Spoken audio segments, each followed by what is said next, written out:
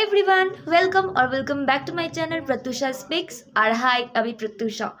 তো আজকে আমরা যাচ্ছি হচ্ছে লাচেনে। তো তার জন্য আমরা গ্যাংটকের হোটেল তো ছেড়ে দিতে হবে অবভিয়াসলি। তো আমার অবস্থা দেখতেই পাচ্ছ, পুরো ঠান্ডায় আমি জবু থবু, ঠিক আছে।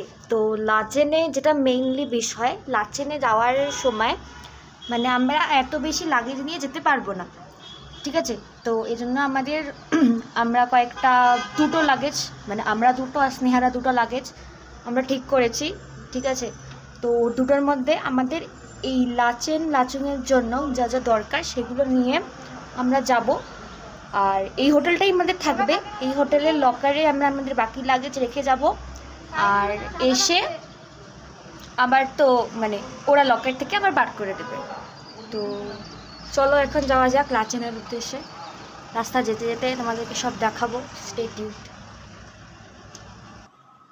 তো লাচেন যাওয়ার পথে কিন্তু আমাদের ফার্স্ট ডেস্টিনেশন ছিল এটা। আমরা কিন্তু এখানে নেমে আমাদের ব্রেকফাস্ট করলাম, আর সামনে কিন্তু বাটারফ্লাই ফলস আছে। এটা কিন্তু একটা খুব পপুলার টুরিস্ট ডেস্টিনেশন লাচেন যাওয়ার পথে। দেখো এই যে সোজা সিঁড়িটা, এই সোজা সিঁড়িটা দিয়ে গিয়ে উঠেই কিন্তু সামনে ফলসটা দেখা যায়। দেখো আমি আর সিঁড়িতে উঠছি না, বাট ফলসটা দেখা যাচ্ছে এখান থেকে। বাট বাবা একটা বের করে একটা আলাদাই রাস্তা। দেখো সামনে একটা ব্রিজ আছে, এই ব্রিজটার ফাঁক দিয়ে কিন্তু দারুণ ফলসটা দেখা যায়। তোমাদেরকে দেখাই, দাঁড়াও, এই দেখো কি সুন্দর দেখা যাচ্ছে। আমাদের ড্রাইভার আঙ্কেল কিন্তু কোনো একটা কাজে এখানে নেমেছিল, তাই জন্য আমরাও গাড়ি থেকে নেমে পড়লাম। দেখো সামনে এত সুন্দর একটা নদী, দেখো পুরো নীল আর একটা সবুজ সবুজ রঙে মিশিয়ে কিন্তু নদীটা।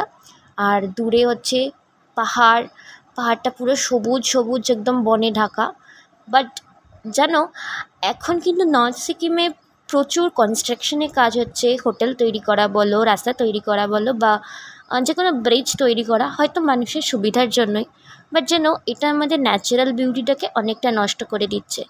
পথে যেতে যেতে দেখছি চারিদিকটা কেমন যেন আমাদের শহরের মতন লাগছে, ধুলো ধুলো, বালি পুরো, মানে খুবই খারাপ আর কি। নর্থ সিকিমে হিমালয় পর্বতের মাঝে লাচেন কিন্তু একটা ছোট্ট গ্রাম, যার প্রাকৃতিক সৌন্দর্য কিন্তু অপরূপ।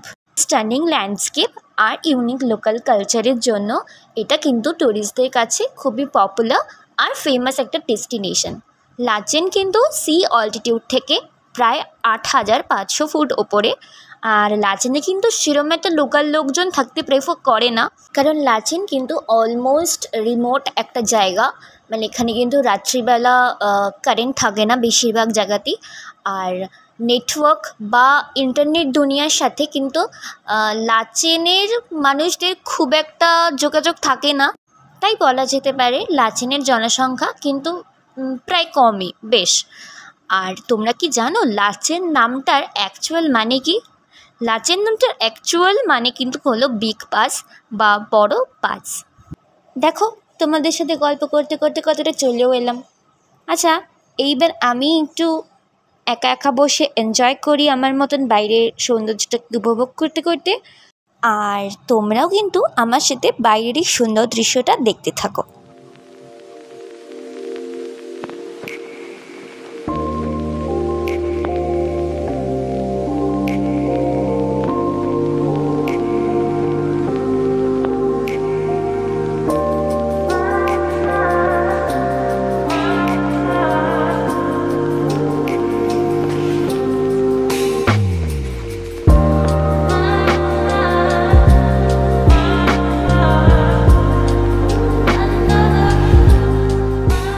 চুংথাং হচ্ছে সেই জায়গা যেখান থেকে লাচেন আর লাচুংয়ের দিকে রাস্তা কিন্তু আলাদা হয়ে যায়। আর চুংথাংয়ের মোড়ে কিন্তু দেখো এখানে একটা বোর্ড দেওয়া ছিল ট্যুরিস্টদেরই সুবিধার জন্য। আমি একটা ছবি তুলে রেখেছি, তোমরা দরকার হলে কিন্তু এটার একটা স্ক্রিনশট নিয়ে নিতে পারো। তবে দেখো নর্থ সিকিমের রাস্তার কিন্তু অবস্থা মারাত্মক খারাপ। দেখো একটা সরু রাস্তা, এখানে কিন্তু কনস্ট্রাকশনের কাজ হচ্ছিল। আর এখান থেকে মানে এক সাইডের গাড়ি আসলে উল্টো সাইডটাকে কিন্তু দাঁড়িয়ে থাকতে হচ্ছিল, যেরকম আমাদের দিকের গাড়িগুলো কিন্তু দাঁড়িয়েছিল আর উল্টো দিকের গাড়িগুলো কিন্তু দেখো ছাড়ছিল। লাচেনচু আর লাচুংচু তিস্তার এই দুটো শাখা নদীর সংযোগস্থলেই কিন্তু চুংথাং ভ্যালিটা অবস্থিত। আমরা কিন্তু চুংথাং ভ্যালি থেকে লাচেনের দিকে মোড়টা নিয়েছি, কারণ প্রথমে আমরা লাচেন যাব। আর গ্যাংটক থেকে কিন্তু এই চুংথাং ভ্যালির মোটামুটি ডিস্টেন্স 95 কিলোমিটার প্রায়, আর উচ্চতা হচ্ছে 5600 ফুট সি অল্টিটিউড থেকে। চুংথাং ভ্যালিকে কিন্তু একটা খুব হোলি প্লেস হিসাবে ভাবা হয়, কারণ মনে করা হয় যে এটা গুরু পদ্মাসম্ভব দ্বারা আশীর্বাদিত একটা জায়গা। এখানে কিন্তু একটা পাথর রয়েছে যেখানে গুরু পদ্মাসম্ভবের হ্যান্ড আর ফুটপ্রিন্টস কিন্তু এখনও আছে।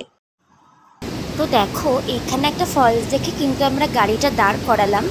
এখানে একটা কিন্তু ব্রিজ ছিল, চারিদিকটা পুরো পাহাড়ে ঢাকা, মাঝখানে এই ব্রিজটা যেটা দিয়ে গাড়ি যায়, আর পাশে কিন্তু এই সুন্দর ফলসটা। এই ফলসটার কোনো নাম আছে কি না সেটা কিন্তু আমার তো জানার কথাই নয়, ওই ড্রাইভার আঙ্কেলও কিন্তু জানে না। দেখো কি জোরে একটা শব্দ হচ্ছে, তোমরা ভিডিওতেও শব্দটা শুনতে পাচ্ছ। আর সামনাসামনি তো মনে হচ্ছিলো কানটা একেবারে ফেটে যাচ্ছে। নিচের দিকে দেখো না জলের কত ফোর্স, পুরো পাথরে কিন্তু ঢাকা একদম নিচটা।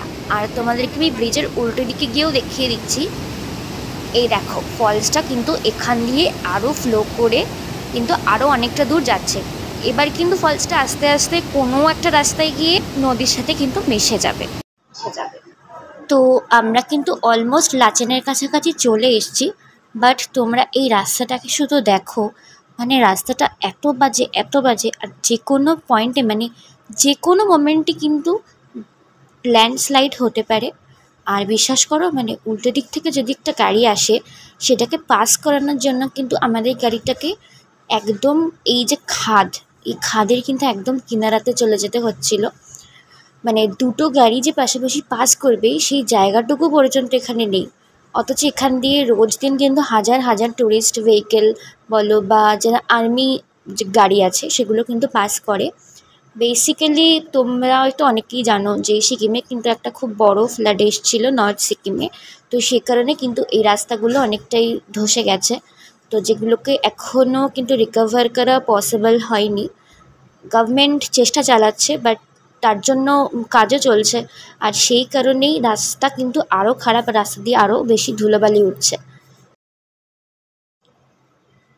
তো হয়ে গেছে সন্ধ্যা, আর ফাইনালি কিন্তু আমরা চলে এসেছি লাচেনে। তো এটা হচ্ছে আমাদের হোটেল চুমনামি, বাট এখানে কিন্তু আমাদের থাকার ব্যবস্থা মানে ছিল না। তো এই হোটেলটার ঠিক একটু পরেই কিন্তু আর একটা হোটেল ছিল, যেটার নাম হচ্ছে দ্য হোটেল ইন, এরকম টাইপের কিছু একটা নাম। তো ওরা ওখানেই কিন্তু আমাদের থাকার বন্দোবস্ত করে দিয়েছে। বাট চুমনামিতে এসে কিন্তু আমাদের ডিনারটা করতে হতো। দেখো এইখানে এই রাস্তাটা দিয়ে নেমে গিয়ে আমাদের ডিনারটা করতে হতো। তো আজকের জন্য এতটাই, টাটা।